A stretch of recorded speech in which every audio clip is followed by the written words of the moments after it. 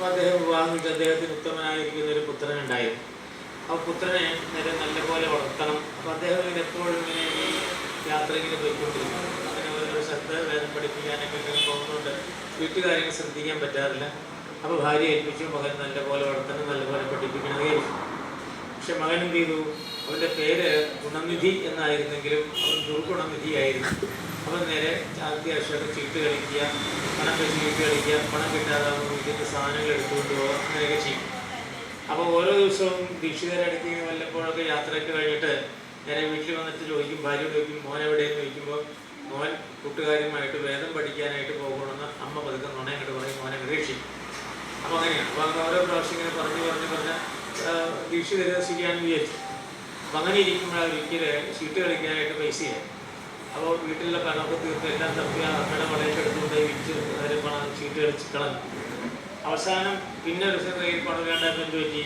നേരെ വീട്ടിൽ രാജാവ് ഈ ദീക്ഷിതർക്ക് കൊടുത്തതായിരുന്ന ഒരു രത്നവളയുണ്ട്. പണ്ഡിതനായതുകൊണ്ട് പണ്ഡിതനെ ബഹുമാനിച്ചിട്ട് രാജാവ് കൊടുത്തതാണ് ആ രത്നവള. ആ രത്നവള മോഷ്ടിച്ചിട്ട് കൊണ്ടുപോയി അത് വെച്ചിട്ട് നേരെ ചീട്ട് കളിച്ചു. എൻ്റെ ചീട്ട് കളിച്ച് തോറ്റു. അപ്പോൾ തോറ്റപ്പോൾ ചീട്ട് കളിക്കാതെ ഈ വളയേണ്ട ആവശ്യമില്ല. അവൻ നേരെ ഒരു സ്വർണ്ണക്കടയെ കൊണ്ടുപോയിട്ട് വിറ്റ് ആ പൈസ അങ്ങോട്ട് വാങ്ങിച്ചു. അപ്പോൾ സ്വർണ്ണക്കടക്കാരൻ്റെ ഒരു സംശയം തോന്നിയിട്ട് നേരെ ഇങ്ങനെ അത് വെച്ചുകൊണ്ടിരിക്കുമ്പോൾ രാജഭടന്മാരെ അറിയിച്ചു. രാജഭടന്മാർ നേരെ വന്ന് രാജമുദ്ര അതിലുണ്ടായി. അപ്പോൾ രാജമുദ്രയുള്ളതായിരിക്കുന്ന ആ രത്നവള എടുത്തപ്പോൾ നേരെ രാജാവ് ദീക്ഷിതരെ വിളിച്ചിട്ട് ഇങ്ങനെ വിളിച്ചു. എന്നിട്ട് ചോദിച്ചു, അങ്ങക്ക് പൈസയ്ക്ക് ബുദ്ധിമുട്ടാണെങ്കിൽ എന്നോട് പറഞ്ഞാൽ പോലെ, എത്ര പൈസ വേണമെങ്കിലും ഞാൻ തരുമല്ലോ.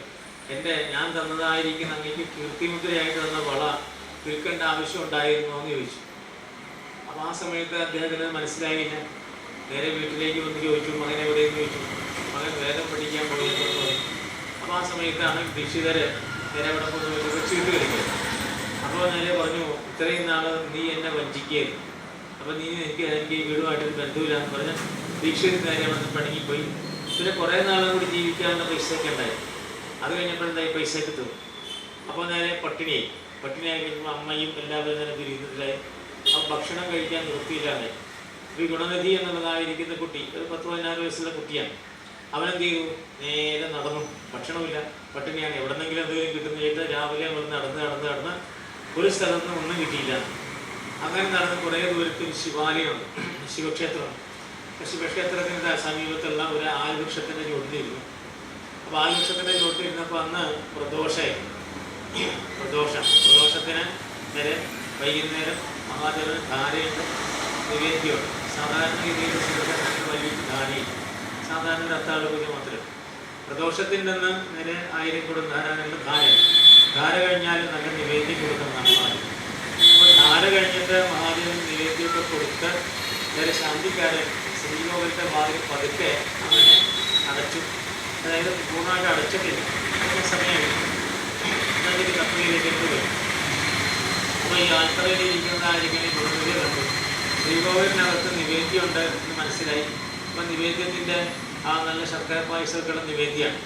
അപ്പോൾ വാതിൽ അടച്ചിട്ടുമില്ല. ശാന്തിക്കാരൻ നേരെ തടപ്പള്ളിയിൽ കുറച്ചൊന്ന് വിശ്രമിച്ചിട്ട് വേണം അത്താഴ പൂജ കഴിച്ച് നേരെ ആ നട അടയ്ക്കാനായിട്ട്, പൂജ കഴിയാൻ വേണ്ടി കുറച്ച് വിശ്രമിക്കാനായിട്ട് പോയതാണ്. അപ്പോൾ പ്രദോഷ പൂജ കഴിഞ്ഞ് നിവേദ്യം കഴിഞ്ഞപ്പോൾ ഏതാണ്ട് കുറേ പേരൊക്കെ ആ വന്ന ആൾക്കാരൊക്കെ മാറി അങ്ങോട്ട് പോയി. പിന്നെ അവിടെ കാത്തിരിക്കേണ്ട ആവശ്യമില്ല. നടടയ്ക്കുന്ന ഒരു ബാധ്യത മാത്രമേ ഉള്ളൂ. അപ്പോൾ ശാന്തിക്കാരൻ എന്ത് ചെയ്തു? നേരെ ഈ വിളക്കിൻ്റെ എണ്ണ ലാഭിക്കാൻ വേണ്ടിയിട്ട് തിരിയൊക്കെ ഇങ്ങനെ ചെറുതായി മറ്റു തിരിയൊക്കെ കിടത്തിയിട്ട് ആ മുൻപിലുള്ളതായിരിക്കുന്ന വിളക്കിന് ഒരു ചെറിയ ഒരു തിരി, ഈ മിന്നാമിനിങ്ങിൻ്റെ നുറുങ്ങുവട്ടം തിരിയിട്ടു. അപ്പോൾ അത് കഴിഞ്ഞിട്ടാണ് നേരെ അങ്ങനെ തലപ്പള്ളിയിൽ വിശ്രമിക്കാൻ പോയി. ഗുണനിധി നേരെ എന്ത് ചെയ്തു?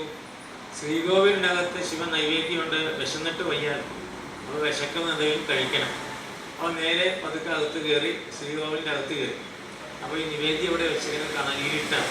കാരണം വെളിച്ചമൊക്കെ കിടത്തി കഴിഞ്ഞു. ഒരു തിരി മാത്രമേ ഉള്ളൂ, പേരിന് ഒരു തിരി മാത്രമേ കത്തിച്ചിട്ടു. അപ്പോൾ അത് കാണാനില്ല. അപ്പോൾ ഈ ഗുണനിധി എന്ത് ചെയ്തു? തൻ്റെ കുപ്പായി ഊരിയിട്ട് പതുക്കെ ആ തിരി ഇങ്ങനെ കാണിച്ച് കത്തിച്ചു. അപ്പോൾ ശ്രീകോവിൽ നിറച്ചെങ്കിൽ നല്ല പ്രകാശം. ഷർട്ടങ്ങനെ കത്തിയപ്പോൾ ആളിങ്ങനെ നല്ല പ്രകാശത്തിൽ നിവേദ്യം കണ്ടു.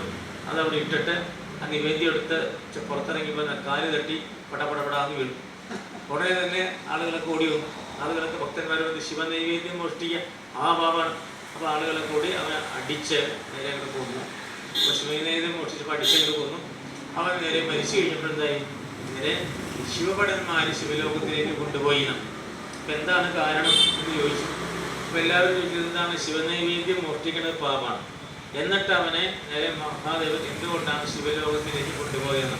അപ്പോൾ ആ സമയത്ത് നേരെ മഹാദേവന്റെ ഗണങ്ങളും നന്ദികേശാദികളൊക്കെ എന്താ പറയുന്നത്, മഹാദേവൻ നേരെ പ്രദോഷം കഴിഞ്ഞിട്ട് ഇങ്ങനെ വിഷമിച്ചിരിക്കുകയായിരുന്നു. കാരണം ഒരു തുള്ളി വെളിച്ചം പോലും ഇല്ല. അപ്പോൾ പക്ഷെ അന്തിക്കാരൻ എന്ന് വെച്ചാൽ കിട്ടുന്ന എണ്ണയൊക്കെ പുറത്ത് മാറ്റി വെച്ചിട്ട് ഒരു ചെറിയ തീരിക്കും. അങ്ങനെയല്ല സർക്കാർ എണ്ണ കൊണ്ട് വെച്ച് കഴിഞ്ഞാൽ പുറത്ത് മാറ്റി ചെറിയ തിരിക്കും. അപ്പോൾ ഒരു ചെറിയ മിന്നാമിനിങ്ങിൻ്റെ നുറുക് കിട്ടുമെന്ന് പറഞ്ഞ തിരിയാണ്. അപ്പം മഹാദേവൻ ഇങ്ങനെ വളരെ അങ്ങനെ പ്രൗഢയായിട്ടിരിക്കുകയായിരുന്നു. പൂജയൊക്കെ കഴിഞ്ഞ് നിവേദ്യമൊക്കെ കഴിഞ്ഞിട്ട് മഹാദേവനെ വിളിച്ചുമില്ല. മഹാദേവൻ ആ ഇരുട്ടിൽ ഇങ്ങനെ ഇരിക്കുന്നു. അപ്പോഴാണ് ഈ ഗുണനിധി നേരെ ഷർട്ട് കത്തിച്ചപ്പോൾ നല്ല പ്രകാശം ഉണ്ടായിരുന്നു, നല്ല പ്രകാശം. അപ്പം മഹാദേവന് സന്തോഷമായിരുന്നു. ഇത്രയും പ്രകാശം മഹാദേവൻ കണ്ടിട്ടില്ല ആ ക്ഷേത്രത്തിൽ. ആ മഹാദേവൻ അങ്ങനെ വെളിച്ചം കാണിച്ച് പ്രകാശം കാണിച്ചതിൻ്റെ സന്തോഷത്തിൽ അവന് നേരെ ശിവലോകത്തിലേക്ക് കൊണ്ടുപോകുന്നത്. അപ്പം അതാണ് അന്ന് മുതലാണ് മഹാദേവന് പ്രകാശമാണ് വരുന്നത്. അപ്പം അതുകൊണ്ടാണ് ആ മഹാദേവന് പ്രകാശം കാണിച്ചു. അതിൻ്റെ ഫലമായിട്ട് അടുത്ത ജന്മത്തിൽ അവൻ ദമൻ എന്ന പേരായിരിക്കുന്ന രാജാവായിട്ട് ജനിച്ചു. ദമനായിട്ടിരിക്കുമ്പോൾ പൂർവ്വകാലത്തിൻ്റെ ഓർമ്മയ്ക്ക് വന്നു. അപ്പോൾ അവനവൻ്റെ നാട്ടിലുള്ള എല്ലാ ക്ഷേത്രങ്ങളിലും ഗ്രാമങ്ങളിലും ശിവക്ഷേത്രങ്ങൾ പണിതിട്ട് ശിവക്ഷേത്രങ്ങളിൽ മുഴുവൻ തന്നെ കെടാവിളക്ക് വയ്ക്കണം എന്നൊരു നിർബന്ധമുണ്ട്. അത് അങ്ങനെയാണ് കെടാവിളക്ക് സമ്പ്രദായം വന്നതെന്നാണ് പറയുന്നത്. അപ്പോൾ ശിവക്ഷേത്രത്തിൽ ഒരിക്കലും ദീപം അണയാൻ പാടില്ല. അപ്പോൾ അങ്ങനെയാണ് ശിവക്ഷേത്രത്തിൽ കെടാവിളക്ക് മുന്നിലും വേണം, പിന്നിലും വിളക്ക് വേണം. സർവാംഗം വിളക്ക് വെച്ചാൽ ശിവന് ഏറ്റവും ഇഷ്ടമാണ്. ശിവന് പ്രകാശം കാണിക്കുന്നതാണ് മഹാദേവൻ. അപ്പം മഹാദേവന് പ്രകാശം കാണിച്ചു കണ്ടപ്പോൾ അവൻ പിന്നെ രാജാവായിട്ട് ജനിച്ചു. പിന്നെ ഗ്രാമത്തിലെ എല്ലാ ക്ഷേത്രങ്ങളിലും കിടാവിളക്ക് വയ്ക്കാനുള്ളതായിരിക്കുന്ന സംവിധാനം ചെയ്തു. അതിൻ്റെ ഫലമായിട്ട് മഹാദേവൻ വീണ്ടും അവന് നേരെ അടുത്ത ജന്മം കൊടുത്താലായിട്ടാണ് നേരെ കുബേരനായിട്ട് വൈശ്രവണൻ്റെ പുത്രനായിട്ട് വിശ്രവസിൻ്റെ പുത്രനായിട്ട് വൈശ്രവണൻ എന്നുള്ള ജന്മം കൊടുത്തു. അതാണ് കുബേരൻ എന്ന് പറയുന്നത്. വൈശ്രവണനായി പിന്നെ മഹാദേവൻ്റെ അടുത്ത് തന്നെ അളകാപുരി നിർമ്മിച്ചിട്ട് മഹാദേവൻ്റെ വലങ്കൈയായിട്ട് അവനെ വളർത്തിയിരുന്നു. അങ്ങനെയാണ് കുബേരൻ മഹാദേവൻ്റെ ആ ഒരു വടക്ക് ദിക്കിൻ്റെ അധിപനായിട്ട് അങ്ങോട്ട് വാഴിച്ചു. അപ്പം അതാണ് മഹാദേവന് പ്രകാശം കാണിച്ചു എന്നുള്ളതായിരിക്കുന്ന ഏറ്റവും ശ്രേഷ്ഠമായ ഗുണം. അതുകൊണ്ടാണ് മഹാദേവൻ്റെ ക്ഷേത്രത്തിൽ എപ്പോഴും വിളക്കുണ്ടാവണം എന്നാണ് പറയുന്നത്. അന്ന് മുതലാണ് ഈ കെടാവിളക്ക് സമ്പ്രദായം വന്നതെന്നാണ് പുരാണം പറയാം. അപ്പം മഹാദേവന് മുൻപിലും പുറകിലും അതേപോലെ സ്ഥലവും.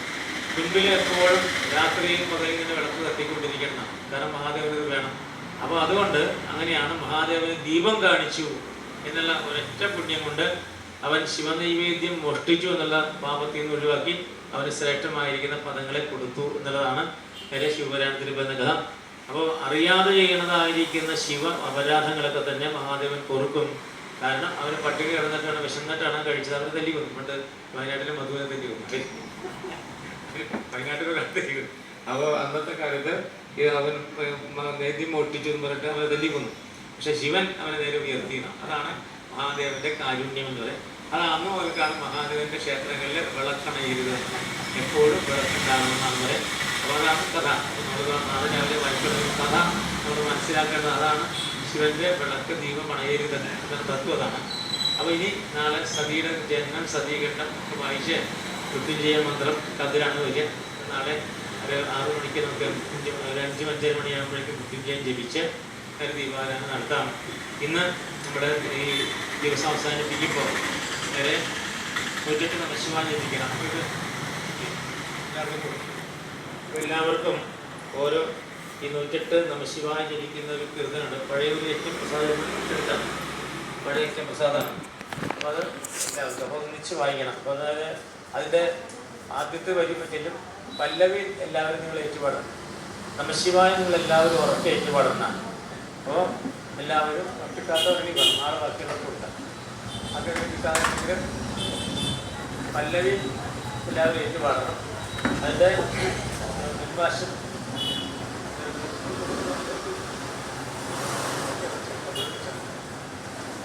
അപ്പോൾ നേരെ നമുക്ക് ചെല്ലാം.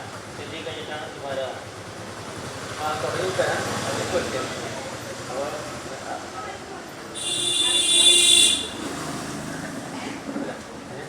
ചൊല്ലുക ചൊല്ലുക പാവന മന്ത്രം, ചൊല്ലുക ചൊല്ലുക പാവന മന്ത്രം. ഓം നമ ശിവായ. അല്ലലകറ്റും ഉത്തമ മന്ത്രം. ഓം നമ ശിവായ. വില്ലതള ചൊല്ലുന്നോരയുണർത്തും മന്ത്രം. ഓം വില്ലതളത്തിന് പുളകന മന്ത്രം.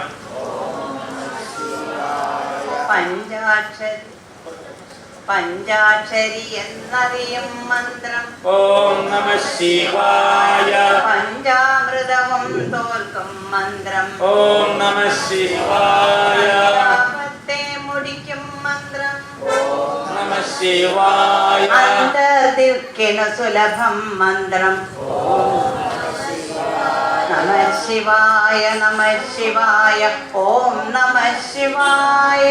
നമ ശിവായ നമ ശിവായ. ഓം നമ ശിവായ. കേശവനോദും അത്ഭുത മന്ത്രം. ഓം നമ ശിവായ. കാശിയിലെങ്ങും കേൾക്കും മന്ത്രം. ഓം നമ ശിവായ. മാമുനിമാരുടെ രക്ഷാമന്ത്രം. ഓം നമ ശിവായ. മായാശക്തിയെ വെല്ലും മന്ത്രം. ഓം നമ ശിവായ. നമ ശിവായ നമ ശിവായ. ഓം നമ ശിവായ. നമ ശിവായ നമ ശിവായ. ഓം നമ ശിവായ. സൽഗുരു ചെവിയിൽ പറയും മന്ത്രം. ഓം നമ ശിവായ. സജ്ജന ഹൃത്തിൽ ഉദിക്കും മന്ത്രം. ഓം നമ ശിവായ. ഭഗവാനകമേ വാഴും മന്ത്രം. ഓം നമ ശിവായ. ഭഗവതി സതതം ചൊല്ലും മന്ത്രം. ഓം നമ ശിവായ.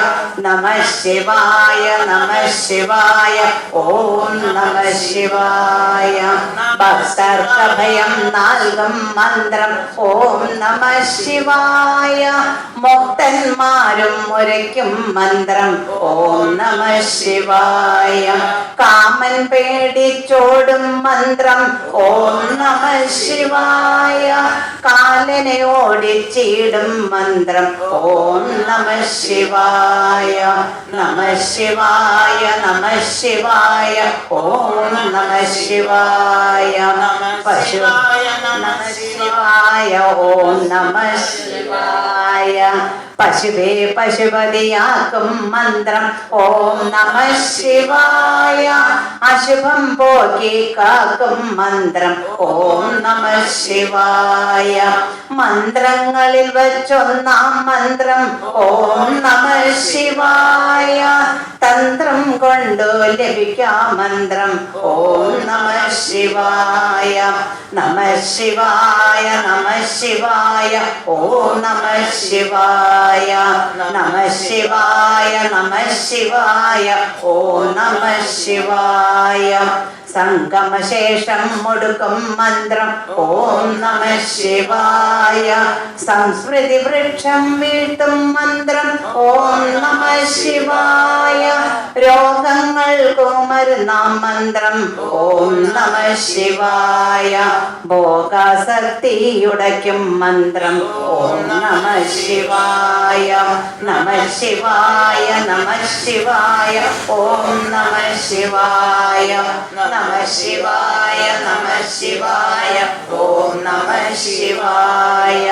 സംഗമ വെച്ചൽ ഗംഗാബീജകൾ മുരളും മന്ത്രം. ഓം നമ ശിവായ.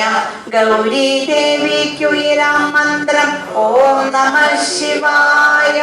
കൈവല്യാമൃതമരുളും മന്ത്രം. ഓം നമ ശിവായ.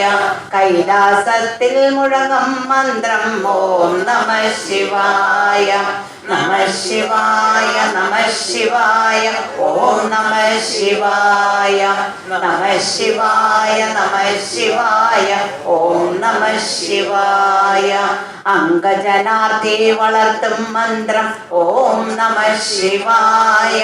അന്തകനം വിറചേർക്കും മന്ത്രം. ഓം നമ ശിവായ. നിരയരിതി നിരയതിരിക്കതിരുതീയം മന്ത്രം ഓം നമ ശിവായ. നരകദ്വാരം മടയ്ക്കും മന്ത്രം ഓം നമ ശിവായ.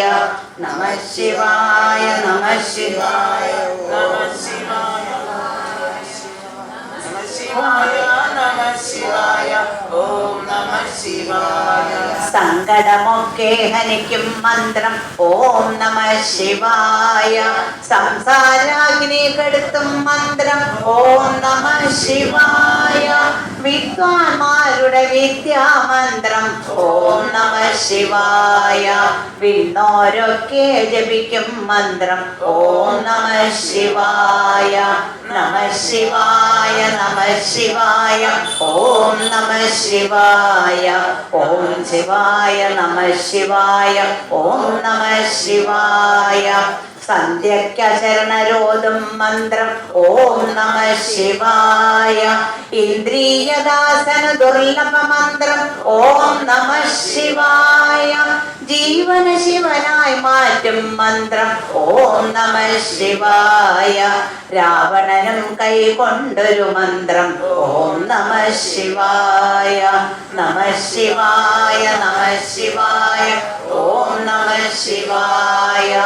നമ ശിവായ നമ ശിവായ ഓം നമ ശിവായ.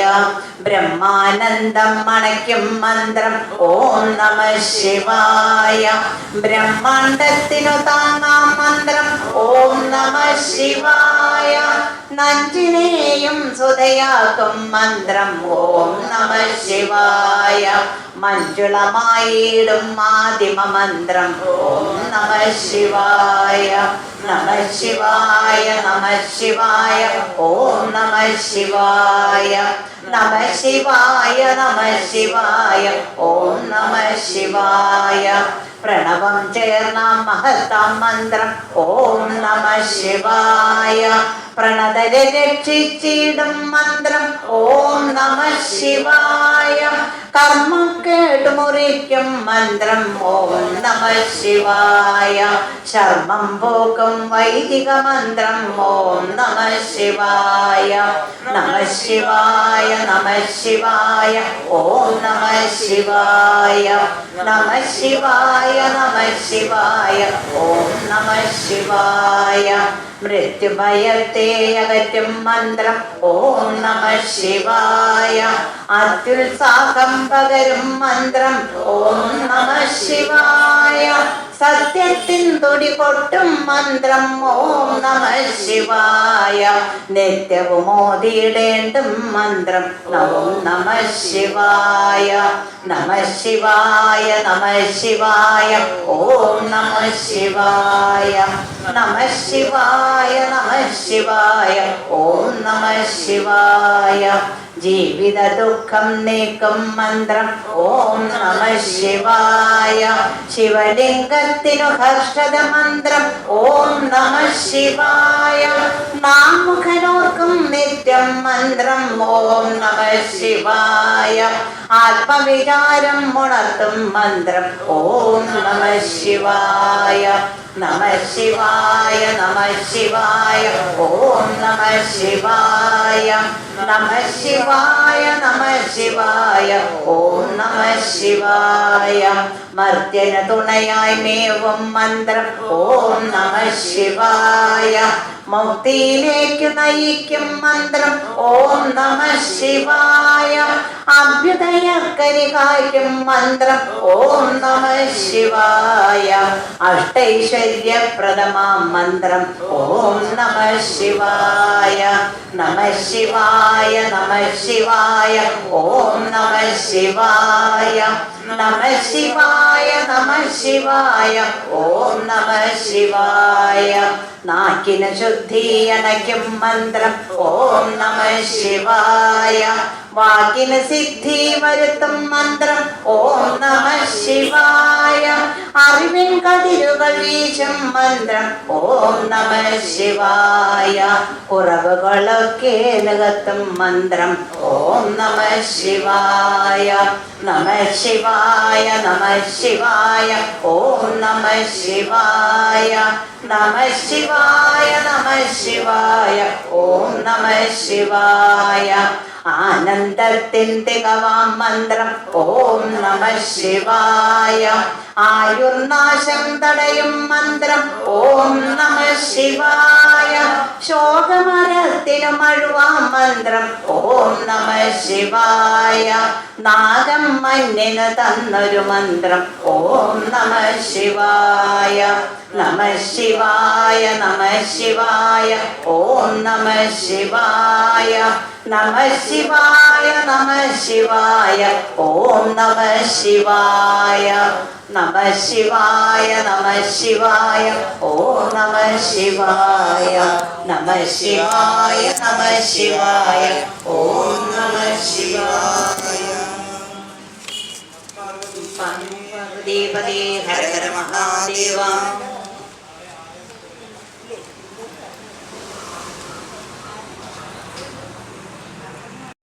നമസ്തേസ്തു ഭഗവാൻ വിശ്വേശ്വരായ മഹാദേവായ ത്രംബകായ ത്രിപുരാന്തകായ ത്രികാഗ്നികാലായ കാലാഗ്നിരുദ്രായ നീലകണ്ഠായ മൃത്യുഞ്ജയായ സർവേശ്വരായ സദാശിവായ ശ്രീമൻ മഹാദേവായ നമഃ. നമഃ പാർവതീപദേ ഹര ഹര മഹാദേവ.